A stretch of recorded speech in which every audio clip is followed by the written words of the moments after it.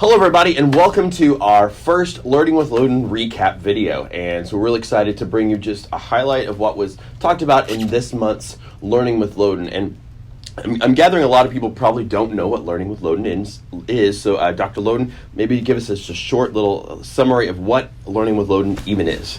Well, Zach, Learning with Loden occurs every month in Nixa Schools. We have our community invited into our community room, and we have a variety of topics.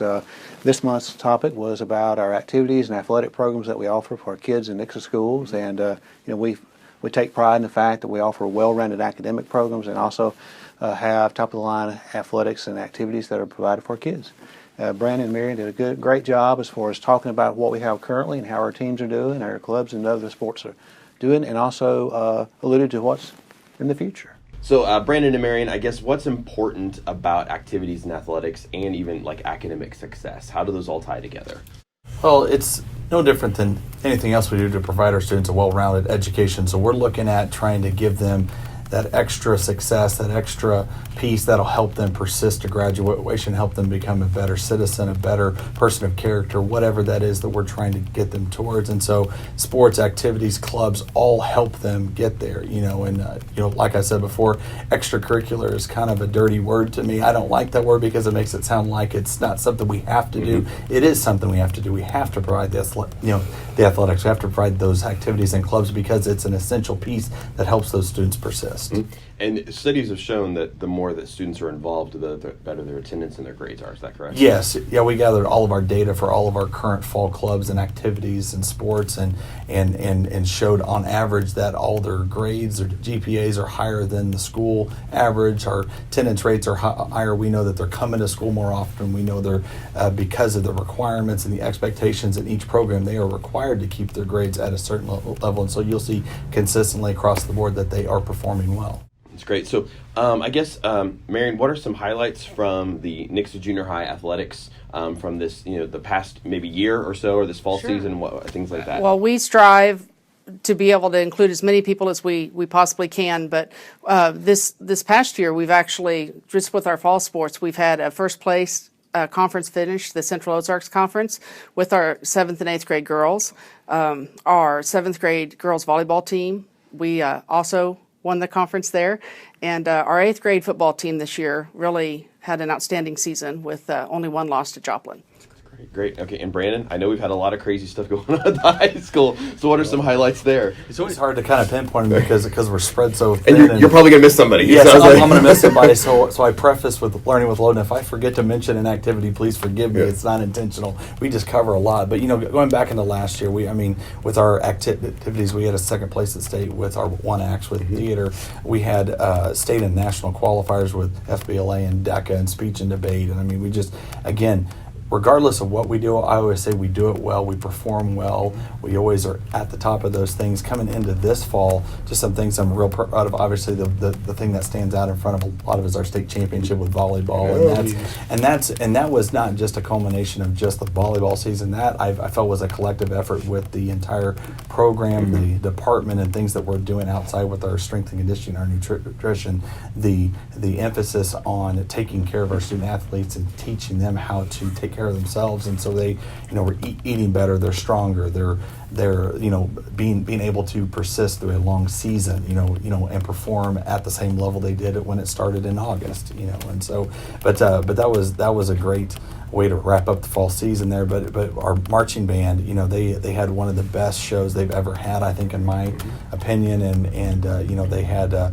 9th place finish at a BOA regional in Iowa, finished 24th at the big BOA show. What is BOA? BOA is Bands of America. There you go. Okay. And so that is our that's what our kids constantly work for. They go to a lot of festivals. They finished first place in Branson. They won Ozarko, I believe, first at Ozarko. They've had several top finishes, which when they lined the band banquet with all the trophies, there was like 20 some trophies. It was very, very impressive for all the things that they accomplished this season. But again, it comes back to the program, the things that we're providing those kids. Those kids are there every day at 6:45 a.m. They are working hard to not only do well in marching band, but they're performing well in school, and they're coming to school. They had a 98% attendance rate. They had a 3.56 GPA average. They're just great all around program. Super proud of that. Our other accomplishments so far. We had a Constitution Club that finished second at state just last week. So it really doesn't matter. Like I said, what we do, what activity, what club, what sport, we're doing it well. That's awesome. Well, and so, Marion, I know you guys have talked about trying to like take the programs and go from like that pre-K or through 12 approach. What can we expect maybe coming in the future with that? Well, at the moment we have our Nixa Youth Football, and we've actually this year just added youth baseball and youth wrestling. So that's something that is has had a big draw. Through the junior high alone, we are expanding our weightlifting program. We are working on fundamentals and that core, that if we don't have that core strength, then they don't move on. It's not like just getting big and bulky, but it's actually, Fitness, making sure, healthy, absolutely. Yeah, and doing it properly. So whenever we move our student athletes through the junior high and into the high school, we don't have to reteach. It's already been taught. That's awesome. And so, Brandon, I know you've talked too about like going even into the elementary schools with like some of the programs, even like from theater to band to to everything. Like, what's that vision there? And maybe not too specific, just but what's that overall vision for what we're trying to do? Well, we're currently working with our CSIP committees now, and that's been a strong focus. We're looking at 5 or 6 programs and making sure that they have coverage K-12. And so, theater, music were kind of the ones that stood out. Robotics was another one that we're really looking at expanding in, and we already have it started at some of the elementaries, but trying to develop a feeder that goes kindergarten all the way through high school. We started our VEX robotics at the high school this year through our JROTC program, which again is a very successful program, but again, students don't have to be going into the Army to be involved in it, so that's why our robotics program is just another leadership program that students can be involved in. So we're trying to develop that continuum there to help kids find whatever niche, whatever interest that is that's going to help them persist. And I know you've talked about like some innovative ideas, because we're kind of in like what's going to stick at Nixa, but we've looked at anything from an esports program, competitions, to show choir, to a cappella, to just kind of a little bit of everything, and try to find just additional opportunities. Why do we want to offer those additional opportunities, maybe outside of what we're currently offering in just those different areas that we're not currently touching? Well, I feel as we're growing, right now we're about 1,800 students at the high school. In the next couple of years, we're going to be 2,000 students. So we're adding 200 more students than we currently have this year. And the question is, what are those students going to be involved in? And so, right now we have about 76% of our kids that are involved in some type of activity, sport activity or club. And so our goal is to get that extra 25% involved in something, and so we've got to continue to diversify and add things that are going to grab kids' interest, like esports, for instance. Confident that's going to grab another population of students that are not currently involved in our activities program, and that's going to bolster that number. Same thing with, look at show choir and a cappella. If Mr. Gutierrez wants to grow the choir program, there's only so many, you got to continue to add those choirs and add those other performance pieces. Same thing with theater. We're looking at other opportunities for them to continue to grow so that they can actually house those numbers, because if you don't provide the opportunities for kids to do that, they're going to quit because there's not an outlet for them to show their hard work and all the stuff that they're doing. That's great. Well, Dr. Loden, I guess from the district's perspective, why is this important? Why are the activities and athletics important for us as a district? Well, just as Brandon and Mary were talking about, as far as the grades, attendance, and discipline, when your children are engaged and they're plugged into the schools, they're going to be involved. They're going to be Eagles. They'll be at school. They'll have another mentor, someone that's pat them on the back saying, be at school every day, make good grades, stay out of trouble. But with the programs that we have, we know that already we have the largest band in the state, largest theater in the state, and one of the largest choirs. So we have these great programs, but how do you expand them? How do you make them better without hurting the quality of what we have already? And as we have 200 plus new students arriving and push us up to 2,000 students, we need to engage them and plug them in. I do like what Mary was saying about the esports and things at the junior high and the robotics. The more we start earlier, the better we're going to be as having feeder programs so our children be ready to compete, because there's great competitions.